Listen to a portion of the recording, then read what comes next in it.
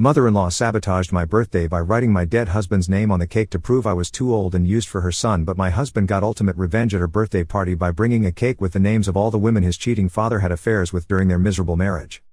I, 36F, married my first husband when I was 21. His name was Dennis and we were together since high school. We had our daughter Qley when I was 23 and she is 13 now. Dennis got sick when Qley was only 2 years old. The doctor said it was a rare autoimmune disease that attacked his organs. We spent 6 years going to hospitals and trying different treatments.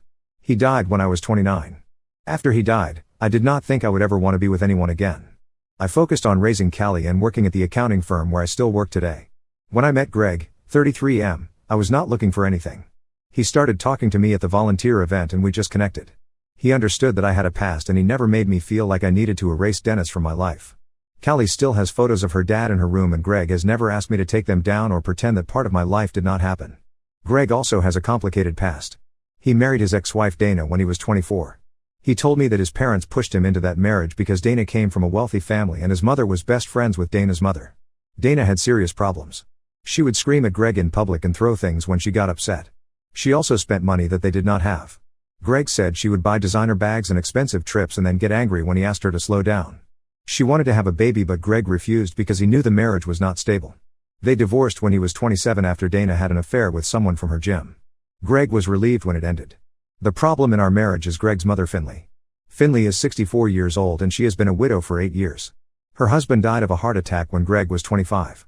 Finley and Dana's mother were friends for over 30 years and Finley still talks to Dana regularly. She has made it very clear that she thinks Greg made a mistake by divorcing Dana and an even bigger mistake by marrying me. Finley has called me old because I am 3 years older than Greg. She has said that I am used goods because I was married before and have a daughter. She has told Greg that Qley is not really his responsibility and that he should have married someone who could give him his own children. Greg has told her to stop multiple times but Finley just ignores him. She will be quiet for a few weeks and then start again. Finley also does something that makes my stomach hurt every time it happens. She talks about my late husband Dennis in a way that makes it sound like I am cheating on his memory by being with Greg. She has said things like, "I bet Dennis would be disappointed to see you replace him so quickly." She said this at a family dinner 6 months ago and I had to leave the table. Greg followed me outside and apologized but he did not confront her that night. I have tried to keep the peace because Greg is an only child and Finley is alone. His father is dead and she does not have other family nearby. Greg sends her money every month to help with her bills and he visits her twice a month. I usually do not go with him because Finley barely speaks to me when I am there. She will ask Greg questions about his work and his life but she looks past me like I am invisible. 2 months ago was my birthday. I turned 36. Greg planned a small party at a restaurant called the Sterling Room in our city. He invited about 20 people including his mother, some of our friends from work, my sister and her husband, and Qley. My parents live in another state so they could not come but they sent flowers. The party was going well. We had finished dinner and people were talking and laughing. Then Finley stood up and said she had a surprise. She walked out to her car and came back carrying a large white cake box. She set it on the table in front of me and told everyone to gather around. Greg looked confused because he had already ordered a birthday cake from the restaurant. Finley opened the box and inside was a beautiful cake with pink and white frosting. Everyone leaned in to look. Then I saw the writing on top.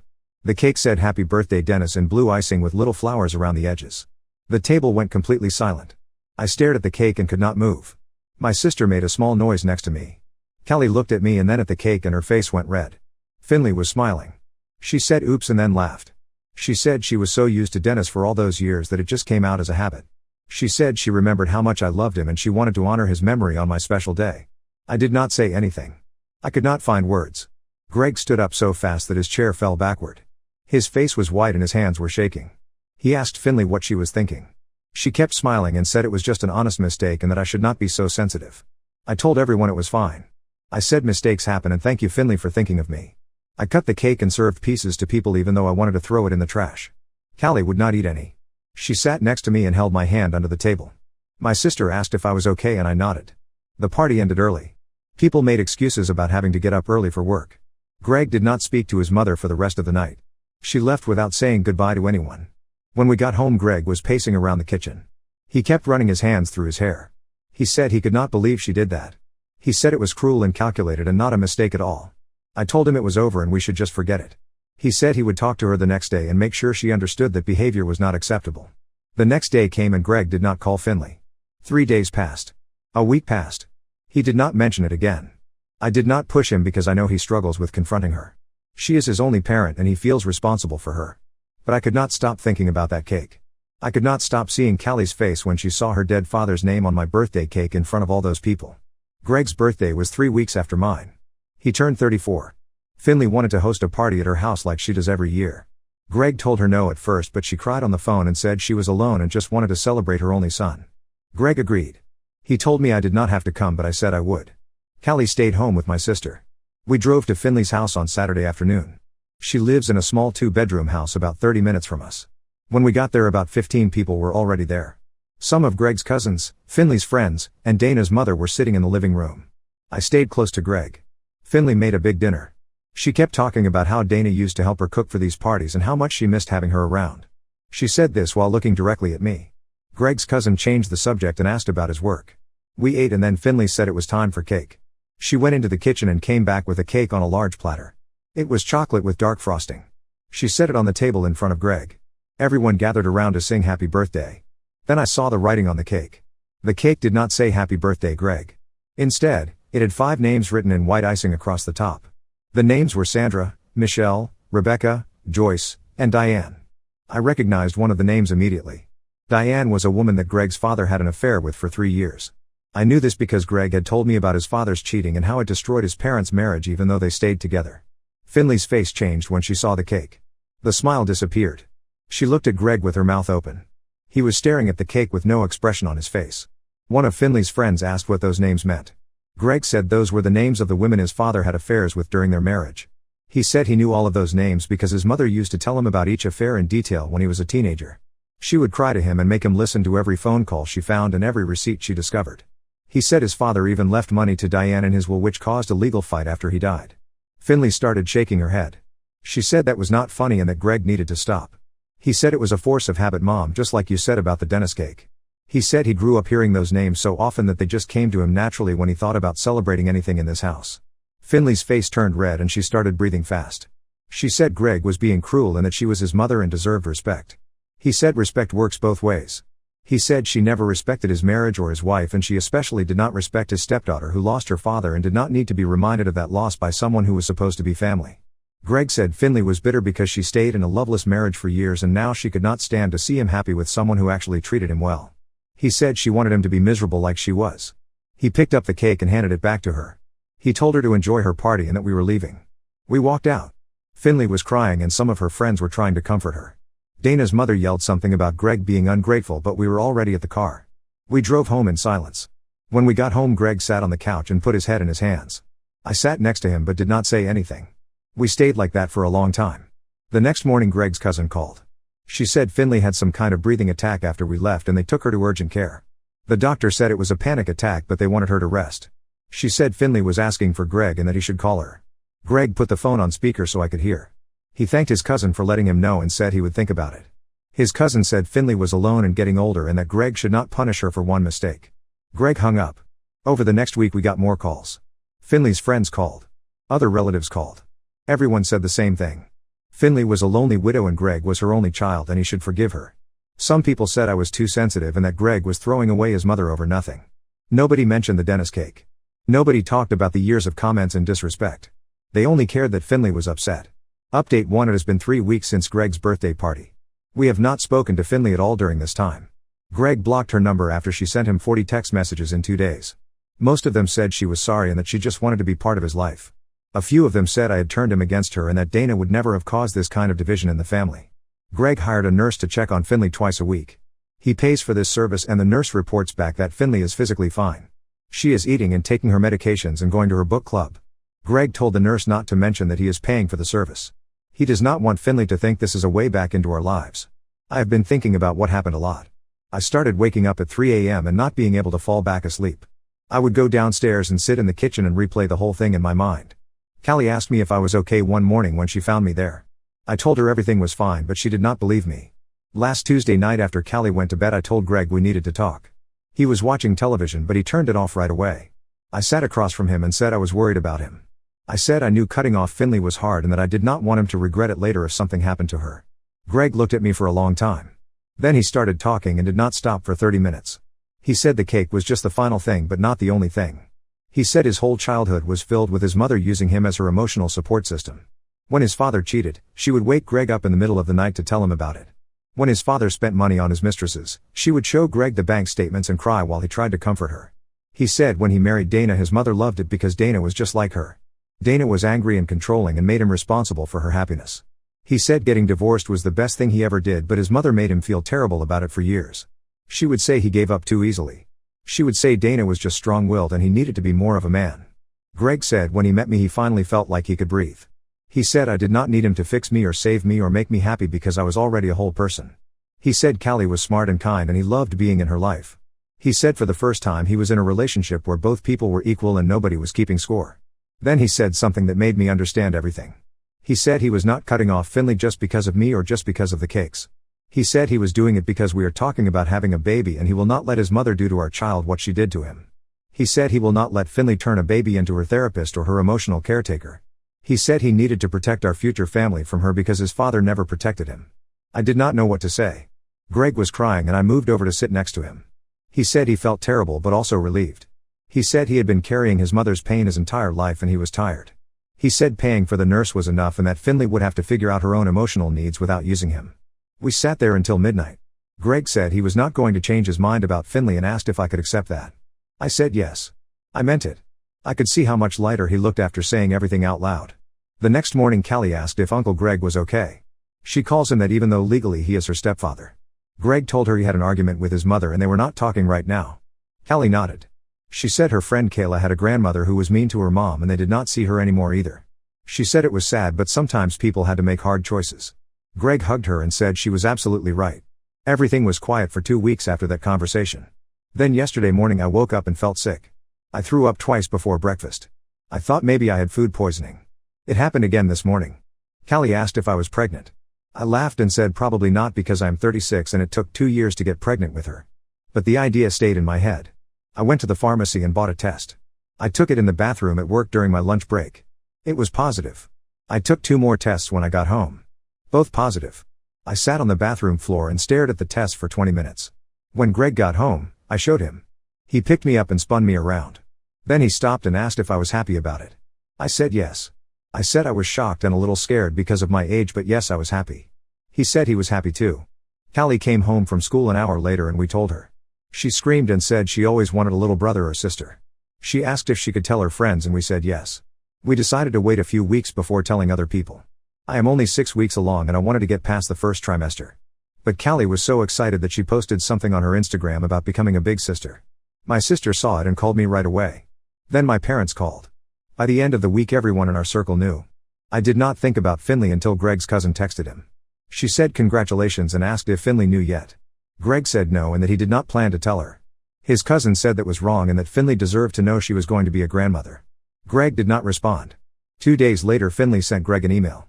She said she saw the news on social media through a friend. She said she was very happy for us and that she was sorry for everything that happened.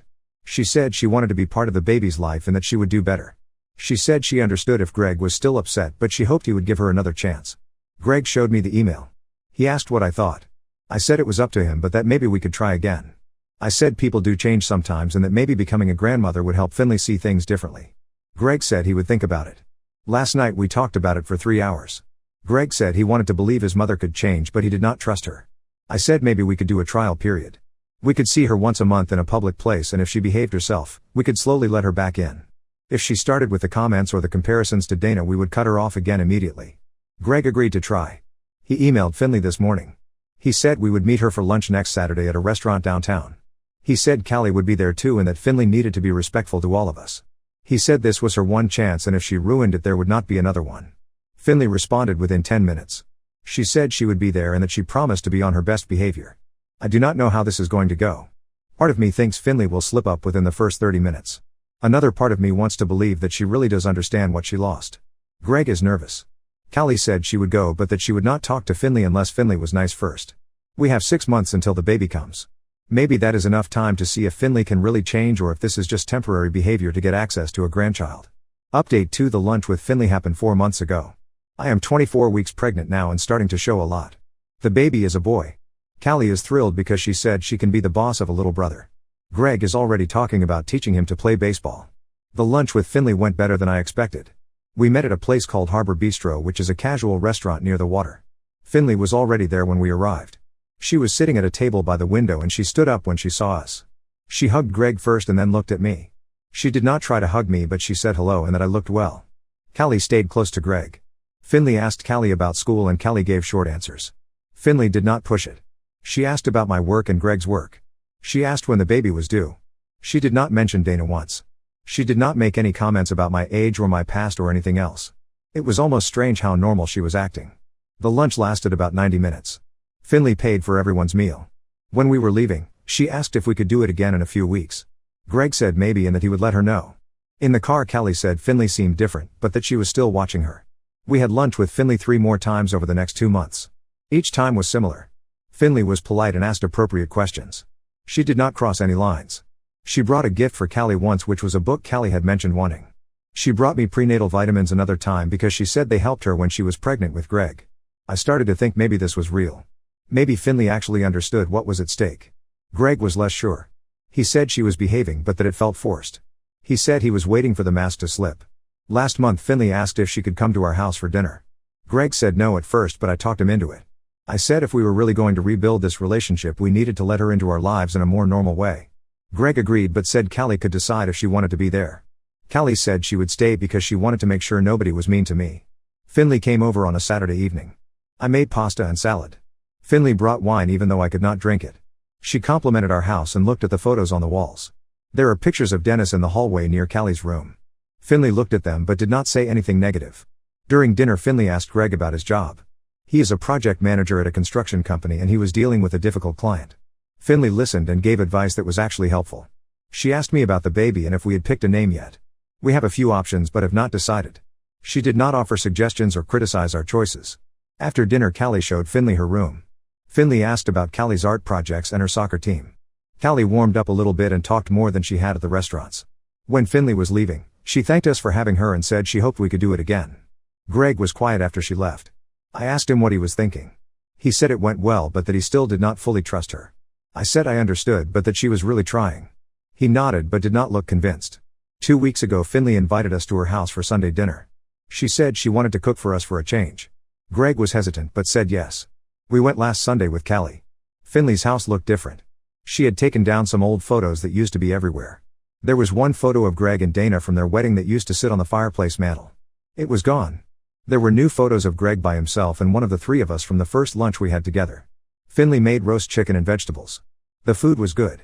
We ate and talked about normal things. Finley asked Qley if she was excited about being a big sister.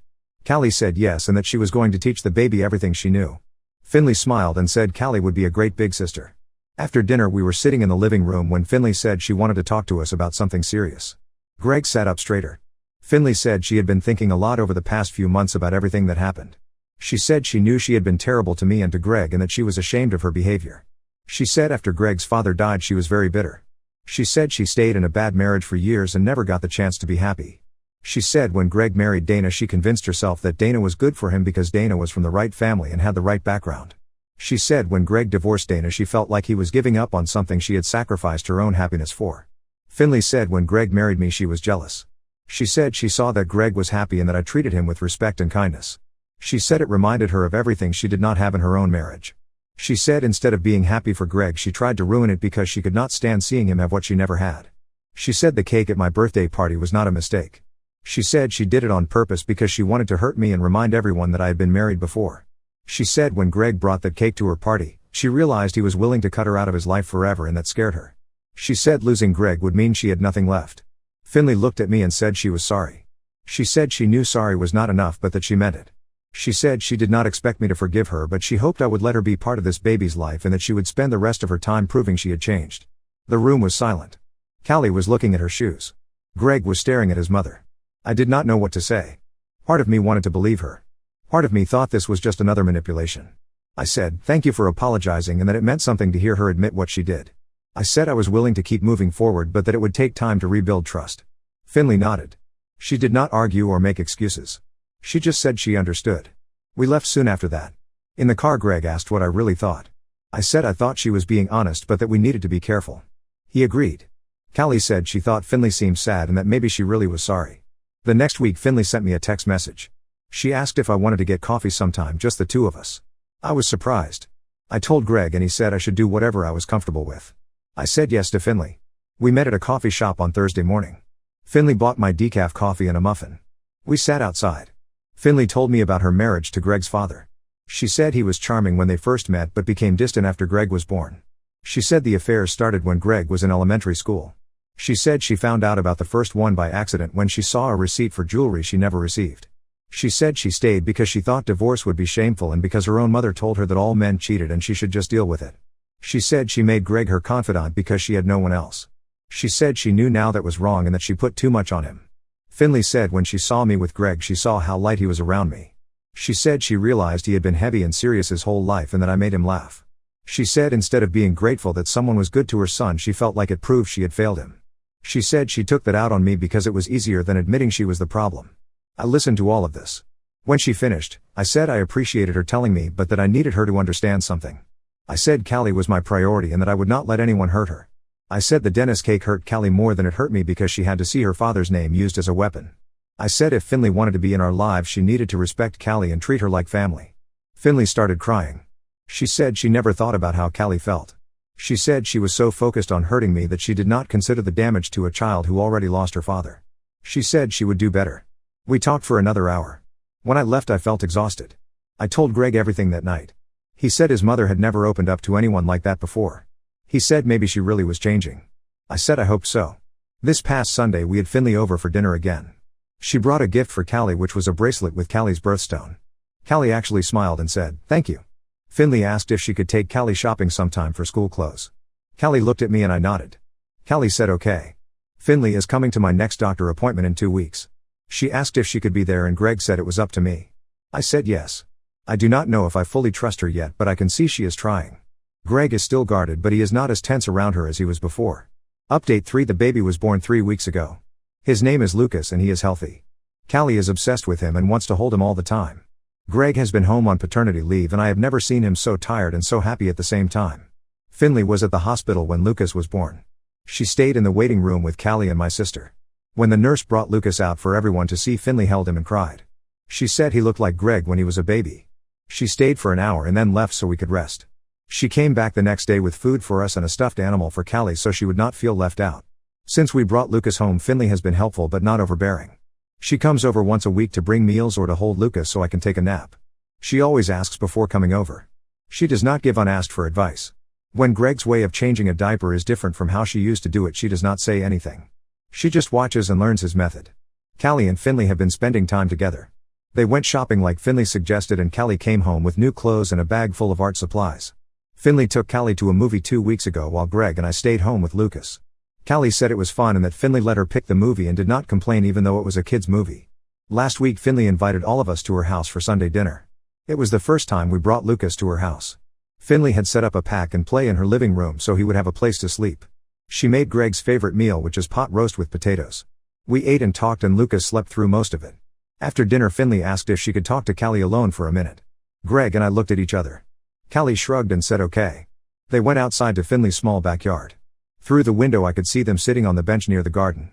Finley was talking and Qley was listening. They were out there for about 15 minutes. When they came back inside, Qley looked thoughtful but not upset. Finley looked relieved. I asked Qley later what they talked about. Qley said Finley apologized for being mean when she first met our family. She said Finley told her that she was wrong to treat me badly and that she was especially wrong to hurt Qley by bringing up her dad at my birthday party. Qley said Finley told her that Dennis would be proud of the young woman Qley was becoming and that Finley hoped Qley could forgive her someday. Qley said she told Finley she would think about it. She said she was not ready to forgive her yet but that she could see Finley was trying to be better. I told Qley I was proud of her for being honest. Qley hugged me and said she just wanted everyone to get along so Lucas could grow up with a normal family. Greg and I talked about everything last night after both kids were asleep. He said he never thought his mother would change but that it seemed like she really had. I said I agreed but that we needed to stay alert. He said he was not going to forget what happened but that he was willing to let her prove herself going forward. Finley still has boundaries. She does not have a key to our house. She does not show up uninvited. She does not make comments about my past or compare me to Dana. She asks about Dennis sometimes in a respectful way because she knows he is part of Qley's history. She brought flowers to put on Dennis's grave on the anniversary of his death last month without us asking her to. Qley went with her to the cemetery. I do not know if our relationship with Finley will stay this way forever. I know that people can relapse into old behaviors when they get comfortable. But right now things are stable. Qley is doing well in school. Greg is happy at work. Lucas is growing. Finley is being a grandmother without trying to control everything. The holidays are coming up. Finley asked if we would come to her house for Thanksgiving. She said she wanted to cook for everyone and that Dana's mother would not be there. Greg said yes. Qley said she would help Finley cook the turkey. This is where we are now. Not perfect but better than before. Finley learned that access to her son and grandchildren is something she has to earn and keep earning. Greg learned that he does not have to carry his mother's pain anymore. I learned that sometimes people can change if the stakes are high enough. Lucas will never know about the cake or the years of comments or the fight that almost ended this family. He will just know that he has a grandmother who shows up and a big sister who loves him and parents who try their best. That is enough. Now let's move to the next story. Story 2. My boyfriend refused to accept our breakup and started stalking me. Then he found my address and showed up at my friend's apartment, forcing me to get a restraining order against him after months of harassment. I, 24F, met Carl 9 months ago at a friend's housewarming party. We started talking about our shared interest in photography and exchanged numbers. He texted me the next day asking to get coffee. When we met for coffee, he mentioned he was 36. The age gap, 12 years, definitely made me pause. My previous boyfriends were all closer to my age, with the oldest being 28. Carl noticed my hesitation when he told me his age and quickly changed the subject to talk about his recent photography exhibit. We ended up talking for hours about our favorite photographers, places we wanted to travel, and our similar taste in music. By the end of that coffee date, I had pushed aside my concerns about the age difference because we seemed to click so well. For the next several weeks, Carl texted me constantly. He would send morning texts asking about my day, afternoon texts checking in, and goodnight texts. At first, I found it sweet that he was so attentive, but it quickly became overwhelming. When I didn't respond right away, he would send follow-up texts asking if I was okay or if I was ignoring him. I told him I was just busy with work, but he continued with the frequent texting. After about 6 weeks of dating, Carl started pressuring me to make our relationship official. He brought it up during dinner one night, and I told him I wasn't ready yet. I explained that I like to take things slow in relationships. He nodded and said he understood, but then brought it up again the next day. And the day after that. And every day for the next 2 weeks. His persistence wore me down. During a movie night at his apartment, he asked me to be his girlfriend again. I hesitantly agreed, mostly to stop the constant asking. Looking back now, that should have been my first warning sign. Carl never accepted no as an answer for anything. When I wanted to order takeout from a different restaurant than he suggested, he would keep pushing until I gave in. When I didn't want to go to a certain movie, he would talk about it until I agreed. Fast forward to now. We've been together for 8 months, and it has been a disaster. The last 5 months have been filled with arguments about everything from what we watch on TV to how often I text him back. We argue almost every time we see each other. I've tried breaking up with Carl 3 times in the past 2 months. Each time, he completely shuts down the conversation. The first time, I suggested meeting at a coffee shop. I told him this relationship wasn't working for me anymore and that I wanted to break up. He immediately interrupted me and said I was being ridiculous and that we were perfect together. When I mentioned our constant arguments, he dismissed it completely and said all couples argue sometimes. He told me I was overreacting and that I needed to stop trying to create problems where there weren't any. The second time I tried to break up with him was over the phone. I thought it would be easier if we weren't face to face. As soon as I mentioned wanting to end things, he cut me off and told me that wasn't an option. His exact words were that I didn't have a choice in the matter. When I tried to explain my reasons, he accused me of trying to hurt him on purpose and then hung up on me. The third time was 2 weeks ago. I invited him to a public park, hoping the public setting would keep things civil. I barely got the words out before he started telling me I was being annoying and that I always say things to get on his nerves when I'm in a bad mood. He told me to stop being childish and that we weren't breaking up over nothing. This relationship has drained me completely. I've stopped hanging out with my friends because it's easier than dealing with Carl's constant texts asking where I am, who I'm with, and when I'll be home. When friends reach out, I often don't respond because I don't have the energy to maintain those friendships while dealing with Carl. Last week, I mentioned needing some space to focus on a big project at work. Carl immediately got annoyed and told me I ask for space too often and that it's suspicious. When I tried to explain that I was just stressed about work, he accused me of making excuses to avoid him. The most concerning thing happened yesterday. Carl called and asked for my home address. In the 8 months we've been dating, I've always gone to his apartment. He's picked me up from nearby coffee shops or restaurants, but I've never given him my exact address. My roommate and I live in a secured building, and I've kept it that way intentionally since my roommate is very private. When I asked why he needed my address, Carl said he wanted to surprise me with flowers. I politely declined and said I could meet him somewhere instead. He immediately got angry and said that as my boyfriend, he should know where I live by now. Then he said something that really frightened me. He said if I ever ignored his calls or texts, he would come find me at my home.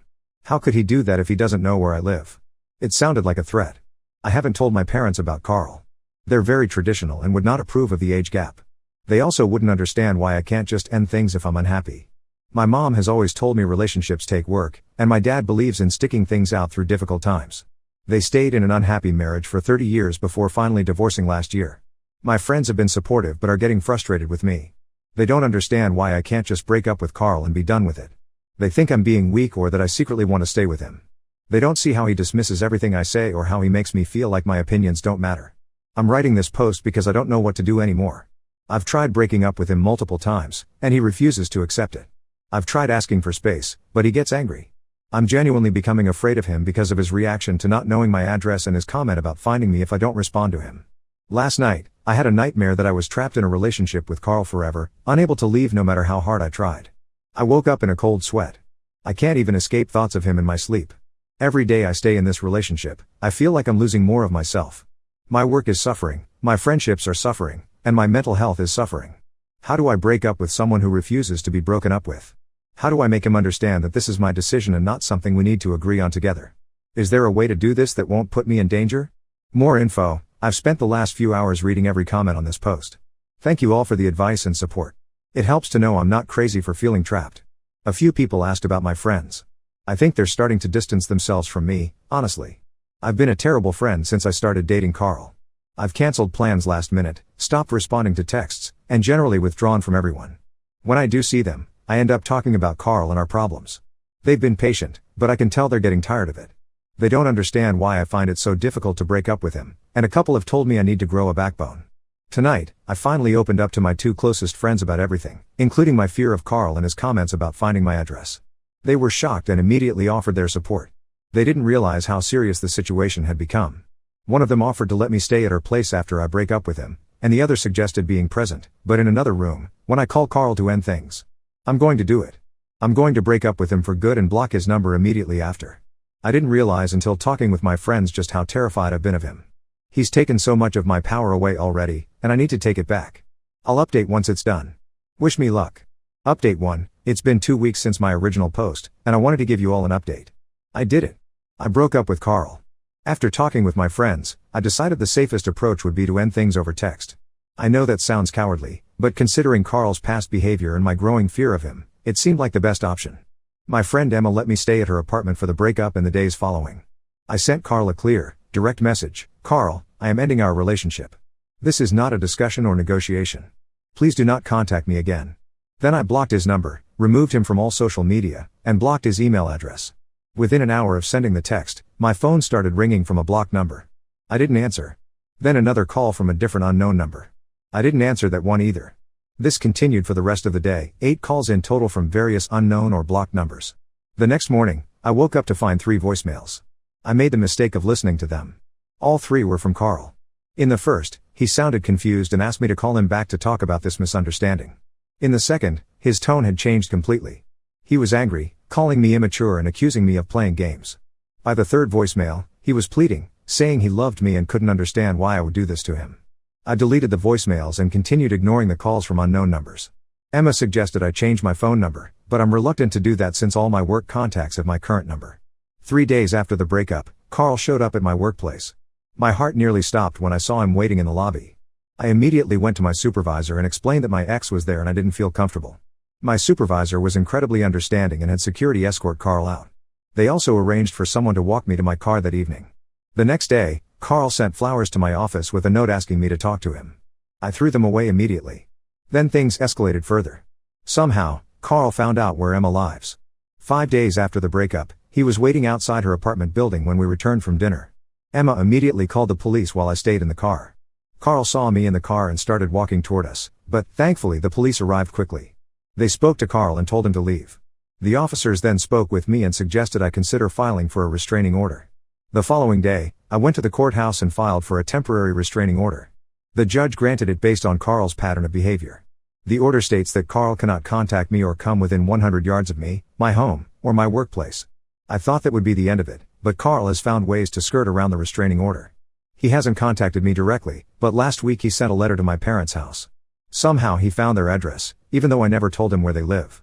The letter was addressed to me, and inside was a 10-page handwritten note about how we belong together and how I'm making a terrible mistake. My parents were confused and concerned when they received the letter. I hadn't told them about Carl or the breakup or the restraining order. I had to explain everything to them, including the age gap I'd been hiding. They were upset that I hadn't come to them sooner but supportive about the steps I've taken to distance myself from Carl. The restraining order hearing is scheduled for next week. I've been documenting everything: the calls from unknown numbers, the workplace visit, the flowers, his appearance at Emma's apartment, and the letter to my parents. My lawyer says I have a strong case for a permanent restraining order. In the midst of all this, I've returned to my own apartment. My roommate knows the situation and has been incredibly supportive. We've added extra security measures, a new deadbolt, a doorbell camera, and a rule that we don't enter or leave the apartment alone. The most challenging part of this whole experience has been dealing with the emotional aftermath. There are moments when I question my decision, wondering if I overreacted or if I should have given Carl another chance. Then I remember the fear I felt every time I tried to break up with him before, how he dismissed my feelings, and how he's reacted to the breakup. Those memories solidify my decision. Some friends have asked if I'm ready to start dating again. The thought makes me want to crawl under a blanket and hide. I can't imagine trusting someone new right now. I'm focusing on rebuilding the friendships I neglected while with Carl and rediscovering the hobbies and interests I set aside. I will update again after the restraining order hearing. Thank you to everyone who commented on my original post and gave me the courage to take this step. Update 2. It's been a month since my last update, and a lot has happened. The restraining order hearing was scheduled for 2 weeks ago. I arrived at the courthouse with my lawyer, prepared to present all the evidence I had collected about Carl's behavior. To my surprise, Carl didn't show up. The judge granted the permanent restraining order without any opposition. It will remain in effect for 3 years. After the hearing, my lawyer suggested that Carl's absence might indicate he's finally accepted the breakup. I wasn't convinced but allowed myself to hope. That hope was short-lived. 2 days after the hearing, my roommate received a friend request on Instagram from someone she didn't know. The profile had been created recently and had no posts. She accepted out of curiosity, and immediately the person started asking questions about me, if I was seeing anyone new, if I seemed happy, if I had mentioned Carl. My roommate immediately blocked the account and showed me the messages. We couldn't prove it was Carl, but it seemed likely. A week later, I received an email from an address I didn't recognize. The subject line was "We need to talk" and the body simply said, "I miss you. Call me." I didn't respond and blocked the email address. Then came the incident that truly frightened me. I was leaving work last Friday when I noticed someone following me to my car. I couldn't see their face clearly in the dark parking lot, but the build resembled Carl's. I immediately turned around and went back into my office building, where security called the police. By the time they arrived, the person was gone. There was no conclusive evidence it was Carl, but the timing and circumstances were suspicious. These events made me realize I needed to take additional precautions. I decided to temporarily relocate. A cousin who lives in a different city offered to let me stay with her for a while. My workplace has been incredibly supportive and arranged for me to work remotely during this time. Before leaving, I met with a private investigator who specializes in stalking cases. He reviewed all the evidence I had and helped me develop a safety plan. The investigator also pointed out something I hadn't considered: Carl might have placed a tracking app on my phone or hidden an air tag or similar device in my belongings. We did a thorough check of my car, bags, and frequently worn items.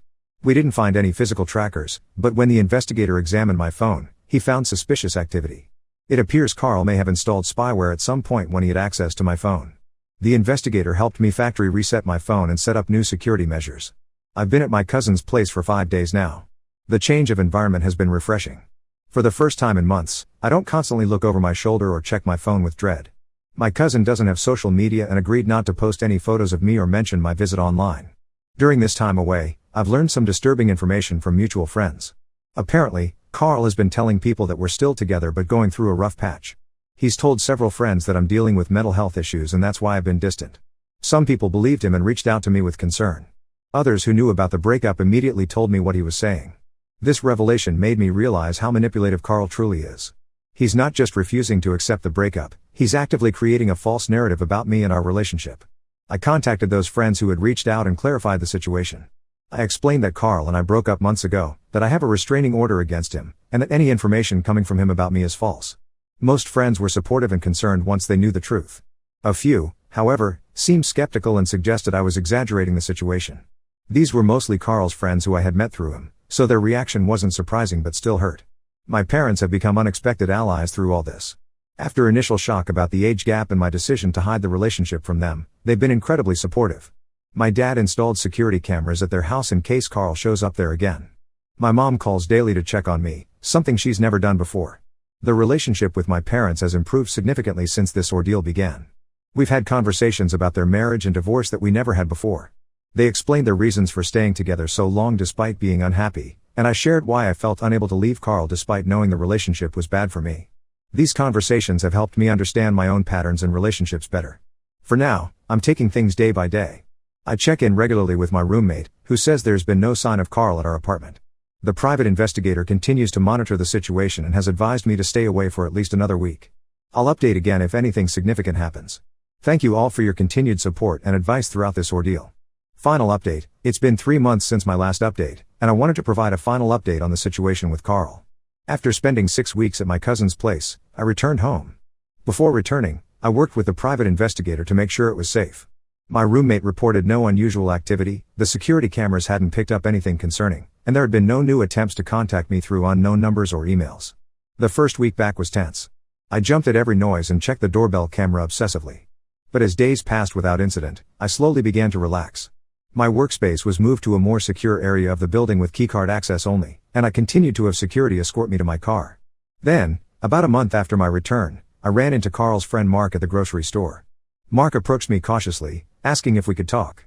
Initially, I was hesitant, but we were in a public place, and I was curious about what he had to say. Mark revealed that Carl had moved back to his hometown, about 6 hours away. Apparently, Carl had been fired from his job due to declining performance and attendance issues. His lease was up, and rather than renew it, he decided to move back in with his parents temporarily. According to Mark, Carl had also started seeing a therapist at his parents' insistence.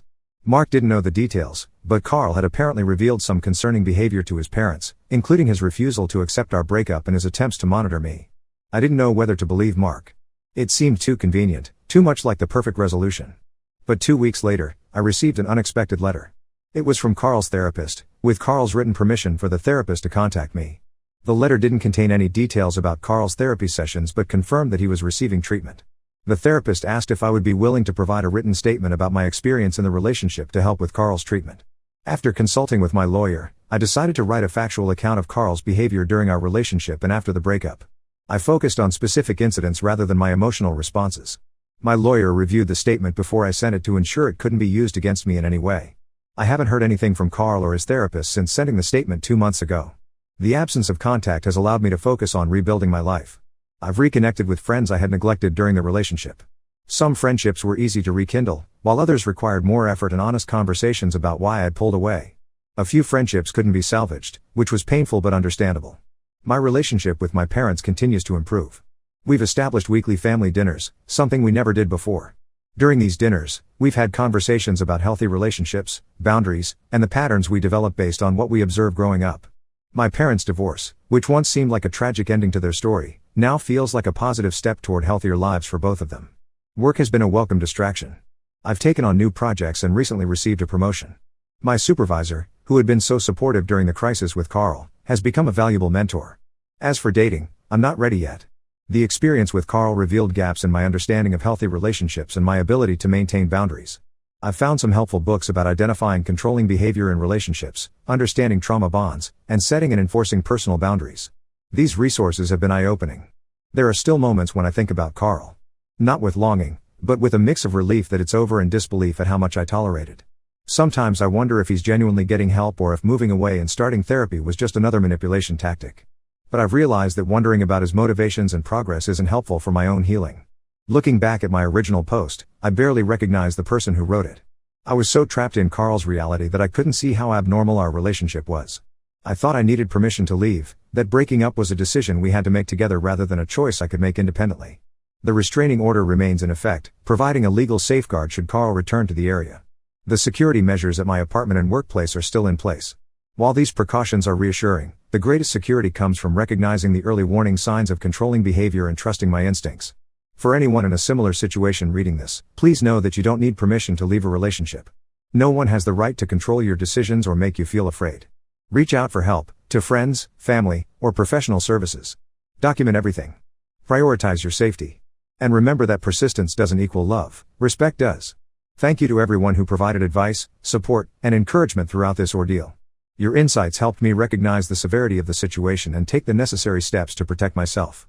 I won't be posting further updates unless something significant changes, but I wanted to provide closure to those who have followed my story from the beginning. Life continues to move forward, and for the first time in a long time, I'm looking toward the future with hope rather than dread.